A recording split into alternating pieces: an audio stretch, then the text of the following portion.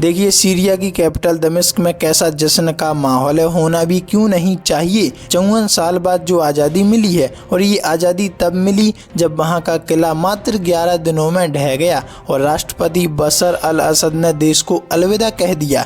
एक जमाना था जब इनके परिवार का सीरिया में दबदबा था, लेकिन आज जनता के गुस्से ने उन्हें उनकी जगह दिखा दी और उनके पिता द्वारा बनाई गई निशानियां धूल में मिला दी। पर ये 54 साल के बाद मिली आज़ादी शायद भविष्य में हमारे लिए यानी भारत के लिए एक बुरा संकेत है, और अगर ये संकेत सच साबित होता है तो भारत के ऊपर इसका बहुत बुरा असर देखने को मिल सकता है और मिडिल ईस्ट एक ऐसे रास्ते पर खड़ा है जिसके आगे कुआं और पीछे खाई नजर आ रही है। इस तख्ता पलट से मिडिल ईस्ट में क्या होगा या फिर इससे इजराइल पर क्या असर पड़ेगा, ऐसे तमाम सवाल इस रुकती जंग ने छोड़ रखे हैं। तो सबसे पहले ये अरब स्प्रिंग का ही जारी क्रम है। सीरिया अब तक टिका हुआ था क्योंकि हमास और हिजबुल्लाह इजरायली से लड़ाई जारी रखे हुए थे, जिससे ईरान का यहाँ फायदा बना हुआ था। जैसे ये दोनों कमजोर हुए, ईरान पीछे हट गया और रूस यूक्रेन में उलझा हुआ है। ऐसे में इस क्रांति को उभरने की जगह मिल गई। दूसरी तरफ बशर की सत्ता का खात्मा होते ही इजराइल ने इसका स्वागत किया और खुद इजरायली पीएम ने इसे ऐतिहासिक जीत बताई। अब सीरिया आर्थिक तौर पर बुरी तरह टूट गया है और अब यहाँ कोई भी नई सरकार तभी टिक पाएगी जब उसे अमेरिका या इजराइल से मदद मिलेगी,